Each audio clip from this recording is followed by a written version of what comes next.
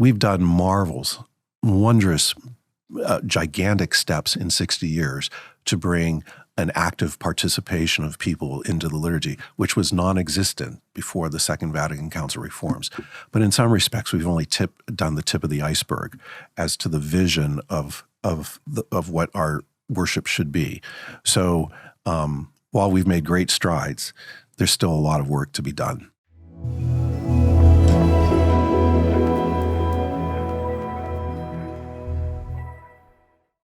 Thank you so much for joining us today. We're starting a new segment on our discipleship platform that we're calling Brother to Brother. It's an opportunity for me to sit down with one of my brother priests and just have a conversation about what's going well and what's been the challenges, what are your successes and what are the difficulties that you're facing. And I'm very happy today to introduce to you a good friend of mine, Father Michael D. Balash. He's from the Youngstown Diocese. He's also the Director of Liturgy for that diocese and Priestly Life Minister. So Mike, welcome. Good to be here. Thanks. So tell us a little bit about what you do for the Diocese of Youngstown. Well, I wear three hats. Primarily, I'm the Vicar for Clergy and Religious Services, which means that I have to take care of all of the needs of the priest and the religious that are serving in the diocese. Their personnel issues and everything that goes with that. Secondly, I am the director for the Office of Worship, and so I'm in charge of all the liturgical celebrations for the diocese and throughout the parishes. When there's issues or introductions of new elements to the liturgy, I'm kind of the point person on that. And then finally, a new job that I just got that I'm really excited about is I'm the Director of Seminarians, and so I walk with them and accompany our seminarians in their formation program.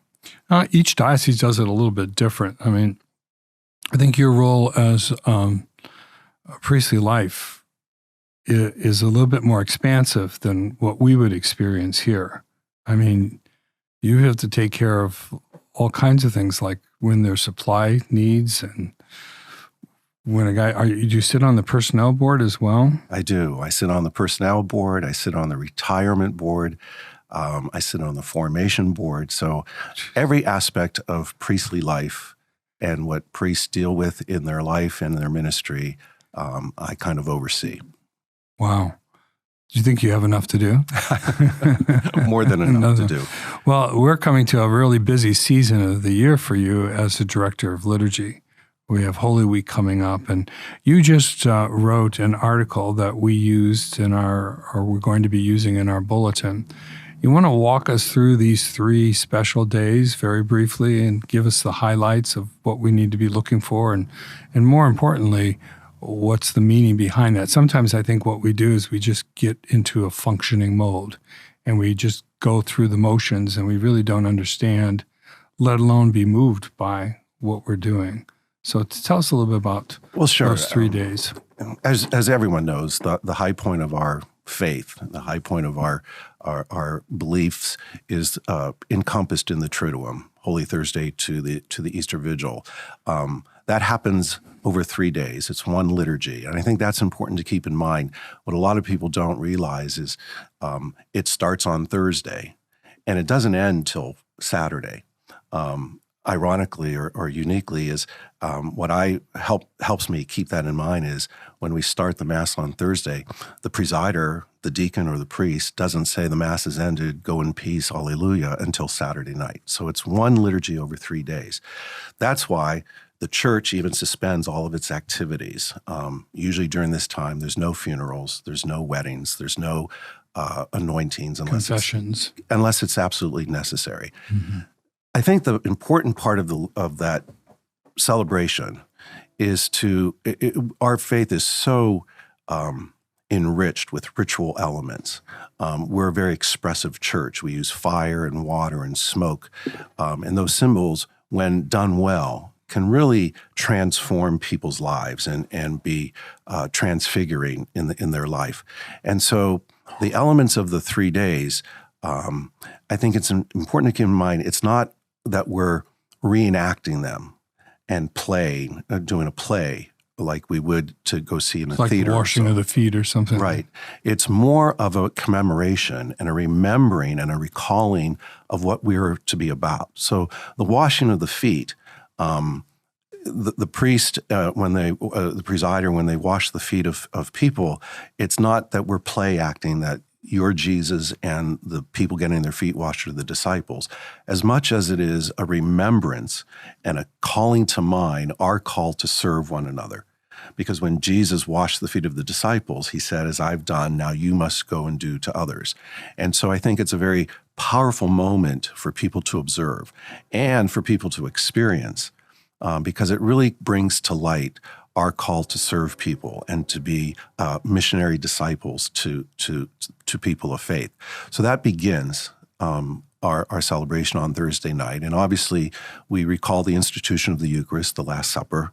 I think one of the other powerful moments of that liturgy is when the Blessed Sacrament is removed from the church and the sanctuary is stripped. It goes from a place of presence to a place of absence.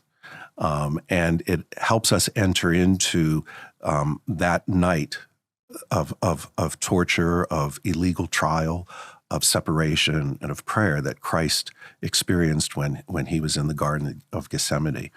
It also kind of sets the tone then as we move into Friday, which is the recalling of the cross and the sufferings of Christ. We venerate the cross, and we come forward and we do an action of either touching it or kissing it or bowing before it. That's always proven to be a very powerful moment for us. I mean, we always say to people, whatever gesture you find meaning in, please do so. And we have a huge cross that we lay there, and people come forward and do that. That's a powerful moment. But not to contradict what you said earlier, but on Good Friday, we invite all the seriously ill to come. And right after that Good Friday service, we have an anointing.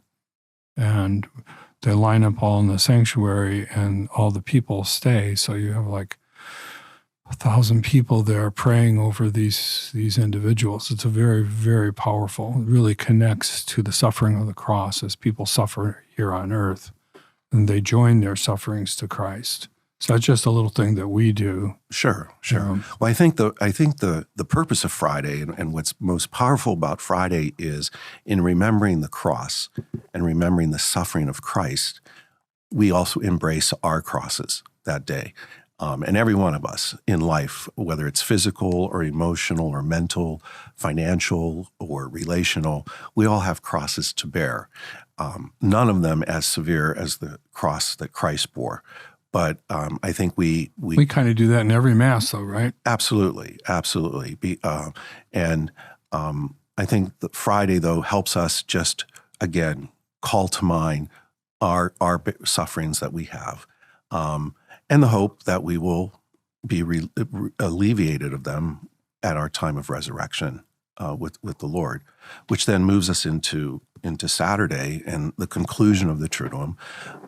The Easter Vigil, again, the symbols of fire and light are so important. It's always magnificent, I think, when the Easter candle is brought into a darkened church and raised high, and that light from the candle illumines the space, calling to mind, that the light of Christ has come into a world of darkness.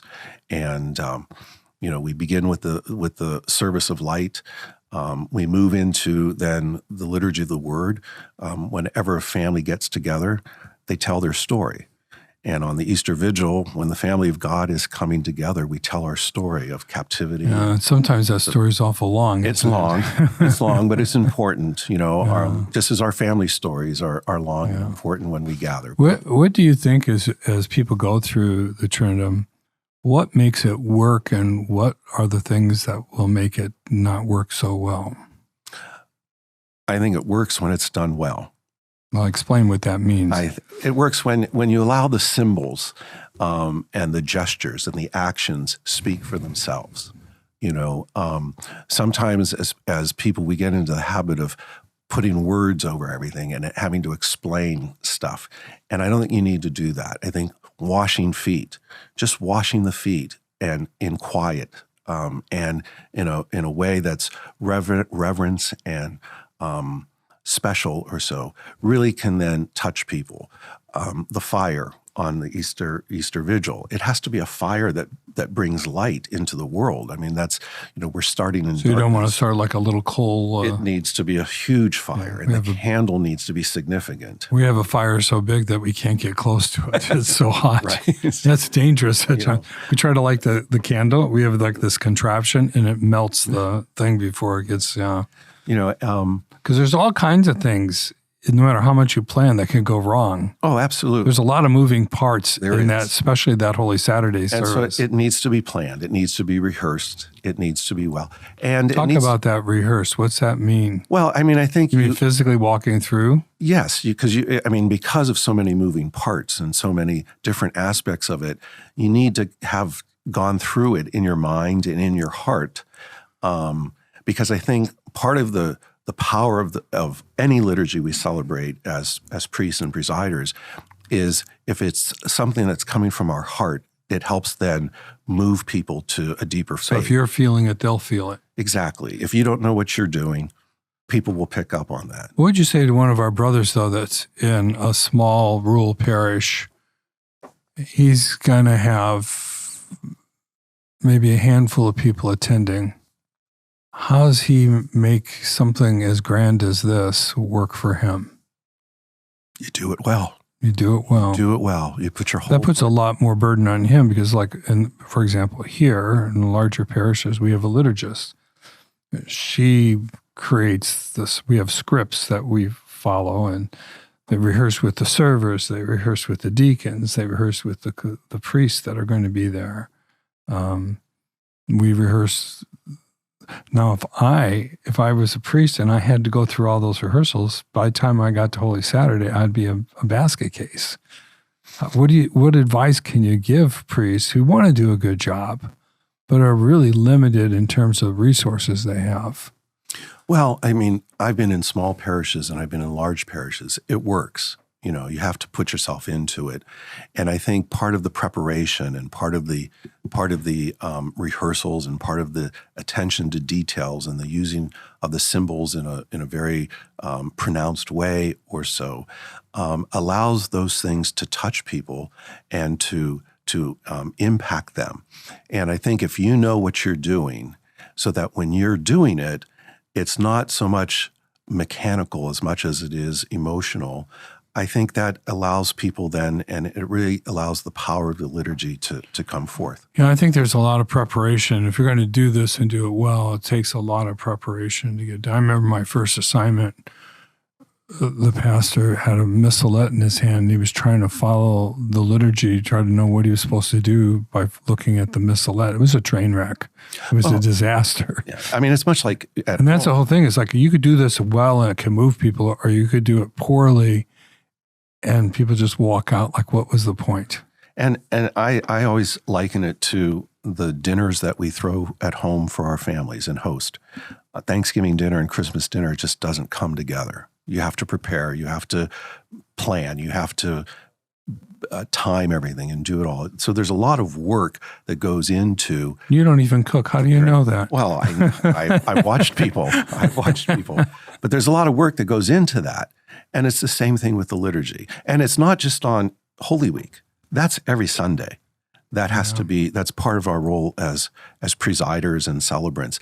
You have to put your whole heart, soul into it every Sunday. I firmly believe that if a priest is not tired after celebrating Mass, then they weren't doing their job. Right.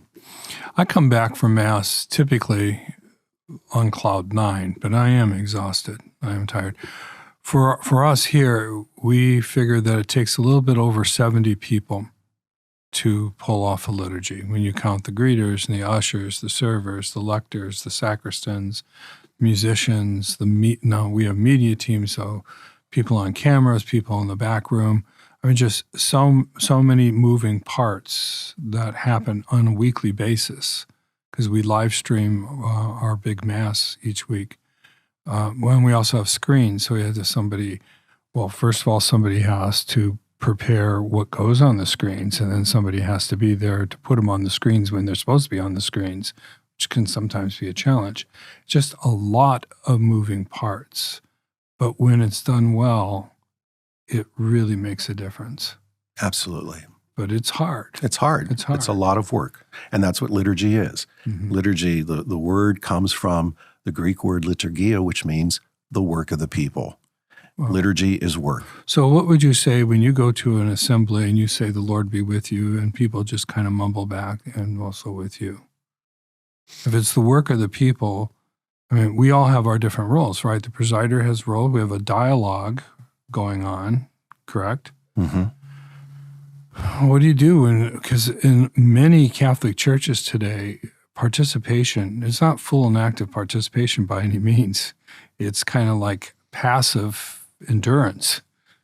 What advice would you give a parish priest how to motivate his people, how to get the people to do the work that they're supposed to do? Well, people feed off of you, and you feed off of people. There are some weekends that when I'm presiding, I'll say, the Lord be with you, and I get nothing in response, which that means then I need to kick it up a couple steps and really get active and animated to get people involved. There are also some times when I'll say, the Lord be with you, and they blast it, and with your spirit, and I feel, okay, they're up, and they're going to feed me now to get me to that level. Yeah. And, I go back to our family celebrations. There's been some Christmas celebrations in families, your family as well as my family, where it's not working and someone has to kick it up to get people enthused or so. And that's what has to happen on Sunday. It can become so routine, so rote, that it loses its power. Right. I mean, well, it's a two-edged sword, because we are people of routine. We like routine. We like the same thing to happen, but at the same time, we like creativity and inspiration. And so we have to mesh those two. The liturgy is rote. It's the same thing each week, but you then do through inspiration and creativity, you take that routine and have it come alive.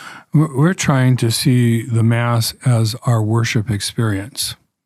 If you think in terms of a broader than Catholic Church, you think in terms of Christianity, a big concept among other denominations is worship.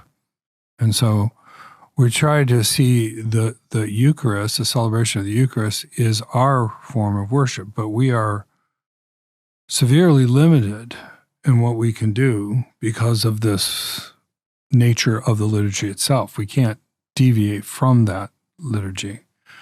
But it's difficult when you do the same thing over and over and over to create enthusiasm. I'll give you a perfect example. Our associate priest this weekend, Father Declan, is anything if not enthusiastic. I mean, he just it's all out there from the very beginning. And at one of our masses, people were just dead. No matter how hard he tried, no matter what he did, they were just. And I think my theory is we often music plays a big role in what happens in people's hearts.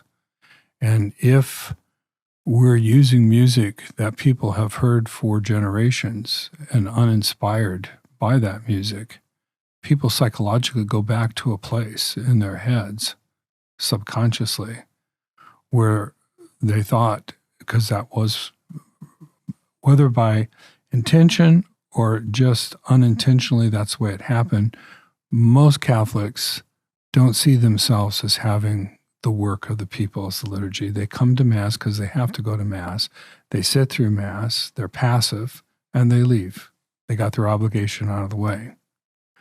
So music can either enforce that attitude or can challenge that attitude. Do you have any experience in that area? Well, I think all of the elements, music, symbol, word, gesture, all contribute to people's worship experience. And I think music, we have a rich library, traditional music, as well as contemporary music. And both have to, I think sometimes we fall into it's got to be either this or it has to be that. It has to be traditional music or contemporary music. And I think there can be a marriage between both of them that can then bring people to some level of enthusiasm or so. The other thing is, I think we have to keep in mind the reforms of the Second Vatican Council, the liturgy, it's only 60 years old. If you read the Constitution on the Sacred Liturgy and really study it or so like that, we've done marvels, wondrous, gigantic steps in 60 years to bring an active participation of people into the liturgy, which was non-existent before the Second Vatican Council reforms. But in some respects, we've only done the tip of the iceberg as to the vision of what our worship should be. So while we've made great strides, there's still a lot of work to be done. Yeah, we're in the confines of the routine that you describe, the structure of the Mass. Where's there room for innovation? Well, I think there's a way of enacting some of the rituals and doing some of the gestures or so that can really be powerful. I call to mind the sprinkling rite. That we do sometimes during the Easter season or so like that. Now, a lot of people will take that little aspergillum and that little bucket of water and they'll walk around and they'll sprinkle and maybe some drops will get on some people or so like that. When I sprinkle, I use a branch that when I'm done, I have to wipe my face with a towel or so like that. But people will say, you really got me wet or so. And when you relate to them that this is the water of new life. This is the water that gives us meaning. It recalls our baptism. It's like, well, then give me more. Just don't give me a few drops. Baptizing babies at Mass or so like that. And, some parishes have significant baptismal fonts and pools that, when those gestures are used, they're powerful and they get people involved. So don't be stingy with the gestures. No. Well, our late bishop, Dale Melzick, studied liturgy at Notre Dame like you did. And he was insisting that whatever you do is symbol, you really. So when we dedicated our church, he was very adamant. I mean, if he told me once, he probably told me 20 times, do not celebrate Mass. Do not celebrate Mass. And then because that altar has to be dedicated. And if you celebrate Mass, it's dedicated. It's just, like if you use a rosary, it's blessed once you do it. So when he put the oil on, he was a little man, but he put the oil on and he got his whole body on top of that altar and smeared every square inch of that altar with oil. It was dripping down. I'm thinking, my new floor. But you have to you have to have the fullness of that, of any of those things. Don't be stingy with it. And how many people afterwards commented about that? Yeah. It's the same thing, at the Easter Vigil. But again, that's like he was moved to do that. Right, so. Right.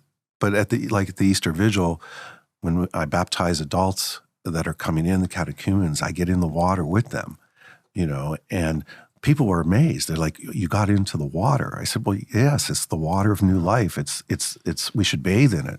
This is the other thing about, I'm glad you brought up that point, because like we have a pool and we have to get in. The pool is deceptive. When you look at it from the outside, it looks like it's only like 3 or 4 feet deep. When you get into it, it's like 5.5 feet deep. And so it comes up to like right here and but it's messy. To do this well, you can't be afraid of messes. Now, we'll have 39 people, I think, coming into the church. Quite a few Baptist bishops coming actually to do it this year for us. But it will be messy. He'll be in there. All these people will be in. They come out sopping wet. We have to have towels. We have to have, so they don't slip on the floor, mats all the way to the bathrooms. taking off wet clothes is just miserable. And all this is happening while people are waiting for the liturgy to continue. So it's messy. It's messy. So don't be afraid. That's why you rehearse. Yeah. And have it done well. Yeah. But even though it's messy or so, it's powerful. Yeah. And that's and when it's done well and it's powerful, that's when people come and they don't care how long it takes. I don't know if I agree with that because people will often comment how long those services takes. I want to segue into another role that you have, the new one that you have. And first, before you talk about that, I want to ask you, what is the rationale? I've never heard of this before. That typically taking care of the seminarians at the seminary is a vocation director's job or a vocation director's team's job. What was the rationale for the priestly life to get involved in seminarians? Well, in our diocese, we have two positions. We have the vocation director and then we have the director of seminarians. Vocation director's role is to work with guys that are discerning possible vocations and walk them through that process. And then once they're, and if they're accepted and if they're called and they enter the seminary, then his job is done. And then it becomes my job to accompany them. So the vocation director, we work hand in hand, but our functions are distinct. He gets them into the seminary, and then I take over and walk with them. Are you supposed to keep him in the seminary? I hope. It's my job or so. But I work with the formation teams at the seminary and all their advisors. And it allows us to have a greater connection between the seminary and the diocese. And the seminarians then can also have a connection to the diocese. And so I'm a voice for them outside of the seminary community that they can come to and talk to about issues or so like that. And then I also... Do they still maintain a relationship with the vocation director then? Yes. Or? Yeah. Okay. They maintain with the vocation director and all their advisors or so. And I'm just another voice that is the link between the seminary and the diocese. Mm. Well, you and I have talked about this in the past. What trends do you see in young men who are going into the seminary and preparing for priesthood? Well, I think it's evident in many dioceses that a lot of the younger clergy are more connected to traditional practices and some elements of ministry that were more prevalent in earlier times. They tend to be more leaning towards the right in the spectrum or so. And both ecclesiastically and politically, is that? I would say so, yes. Okay. Yeah. And they just seem to be a little bit more attentive to a strict interpretation of the rules and laws of the church. That's very hard for people our age to accept. We work so hard to get away from all that stuff. Yes. Yeah, I think our generation, we engaged in maybe a wider interpretation of the spirit of the law, and it was a time in the church where that was probably a lot more present or so. In recent years, it seems like it's been drawn back a little bit and a little bit more attention given to a stricter interpretation of the law. I think, a prime example. Or an interpretation of the law that is extreme and not mainline. In some instances, yes. Yeah. I think an example of that is the rules of translation of our scripture and our text. Don't get me started on that. We were in a period where there was a little bit more freedom to translate right. and translate the text into more speakable English. It's been drawn back a little bit now. I'd say I've drawn back considerably. I mean, I am so frustrated personally. I've been a priest for 40-some years. All of a sudden to have to change what we say, and the sentences don't make sense. The verbs are in the wrong place. It's just, it's robbed me of praying the liturgy. I don't pray the liturgy. I'm trying to figure out what in the world is coming, because I don't know where the sentence is going. Or we put so many parenthetical clauses that have nothing to do with the subject of the sentence that it's like it gets lost. I hate it. Well, I hate it. The good news is that all of those texts are subject to review. We're going to be getting a new lectionary in the next couple years, and so hopefully that'll begin to start the review process. The Roman Missal, the text we have now, is 11 years old, 12 years old, and there was a review there was supposed to be a review once it was 10 years old, so hopefully that'll come, and some changes will be made. And I think you and I, someone who says Mass on a daily basis, we know what texts work and what doesn't. And my hope is that the experts will also, manifest that and make some tweaks or so like that. I think more people will be upset if it's revised and changed that they have to buy new books. Yeah, I don't care about that. I just like to be able to pray the liturgy again. I want to go back to the seminarian thing, and I want to start by saying, before I get into any critical stuff, that I'm so impressed with the formation that seminarians are getting these days. I mean, they're far more connected with each other in community life and supportive of one another than was ever the case in my day. I mean, I see that. I also see that many of these guys are coming out of the seminary as men of prayer. I mean, and so their formation, I think, is superior to what I've received. On the trend of them going more to traditional, the thing that I realize is there's always going to be a remnant of people who prefer that sort of thing. It's a small remnant. Now, you might be able to gather a group around you that supports that, but for the most part, people don't relate to that kind of thing. They don't,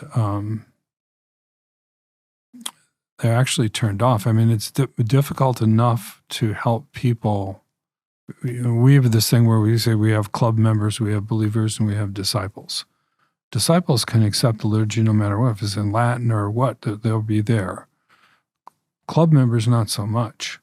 And so if we're going to move those people to believers and then to discipleship, then we have to be very practical in terms of what we're doing and to present a style that isn't relatable to people, except for that small remnant. I think it's a huge mistake these young men are making. Wearing vestments. If a priest comes here and he wears a more traditional vestment, I get emails. Like, what's this? What's going on? Mm-hmm. There's a story I tell in my book about a blind man who's sitting on the corner, and he's got a sign on blind, help. And people are walking by, and he's not getting much coins, and nobody's giving any business. A guy walks up and says, "Can I see your sign?" He takes the sign, he writes something on the back of the sign, and he gives it back to the man. At the end of the day, the man who wrote on the sign comes back to see how the blind man's doing.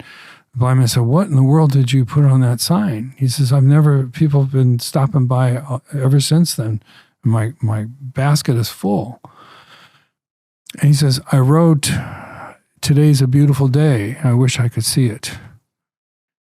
And the point of the story is, it's the style. It's not so much the substance, not changing the liturgy, but the style in which you present things will make a difference in the context of our culture today.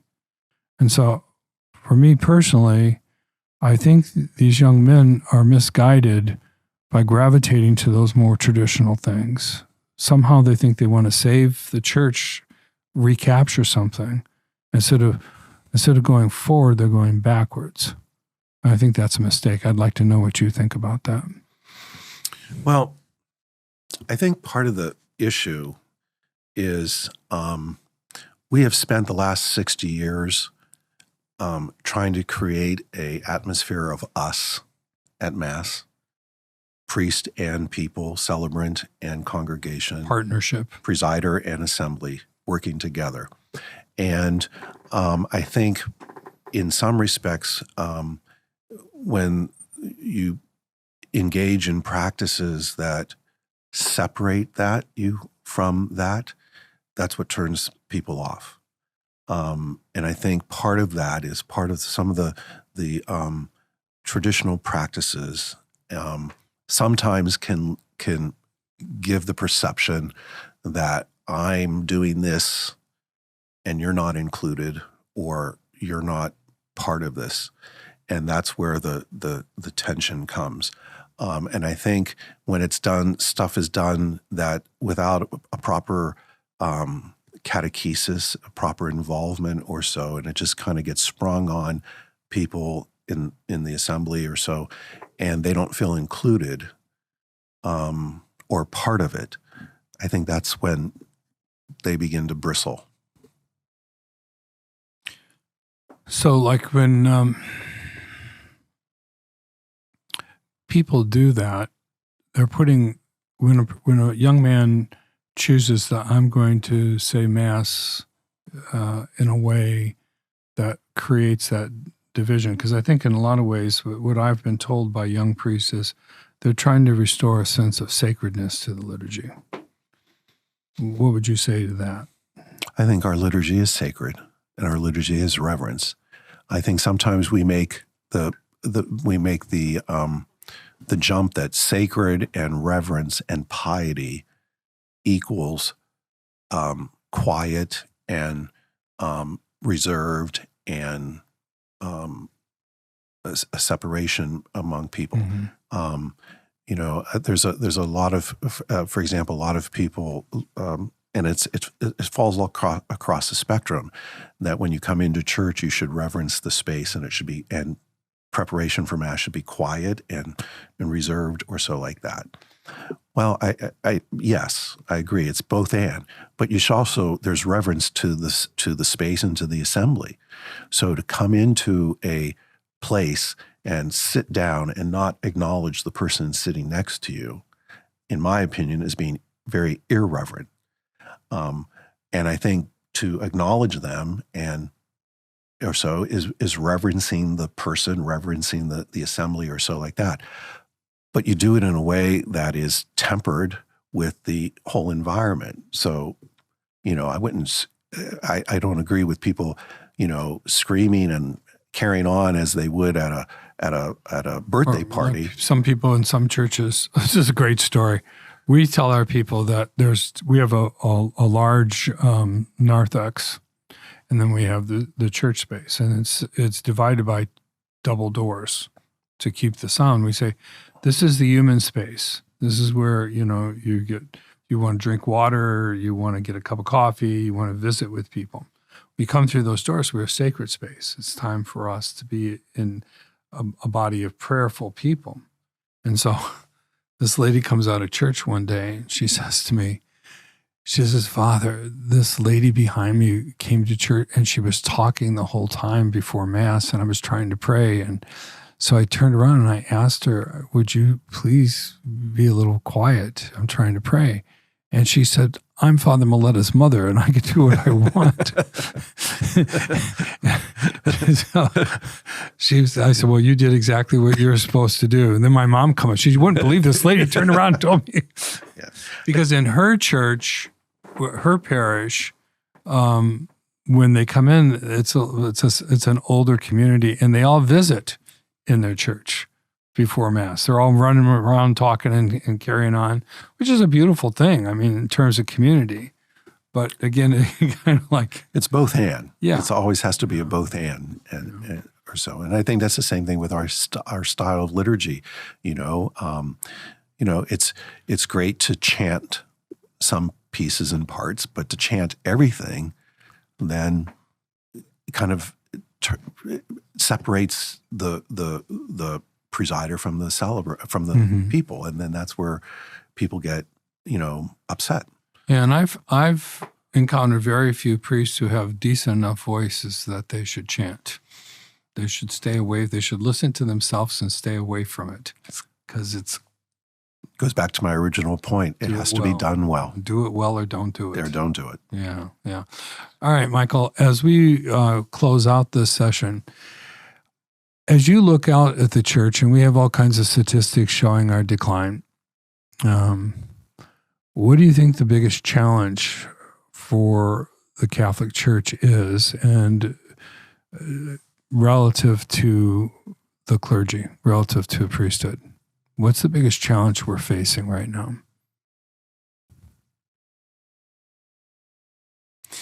I think our people want their priests to be real people. And I think they want to be able to relate to priests, and they want priests to relate to them. I think the fact that there's fewer of us is going to be a constant challenge for people to have to adjust their expectations. And I think finally, in the world we live in today and the society that we have, I think our people coming to Mass are just looking for something to help them get through the next 6 days until they can come back again and get recharged. And I think that's where us as priests and presiders and homilists or so have to really kind of tune in to that. Our people, I think, are inundated 24/7 with all the problems of society, politics. That's very divisive these days. Ethical issues, moral issues. And so I think when they come to Mass, they just want to be able an hour to be with God, to be with one another, and let me go home with something that will help me get through the next 6 days. Yeah, I agree. I think people are looking to be fed. And that's why it's really behooves the priest, the homilist, the deacons or the priest that are preaching, to preach a message that has some practical. Absolutely. Yeah. Absolutely. Something that they can take with them and move out. I also think that we priests need to really start learning how to be better leaders. Leadership's about multiplication.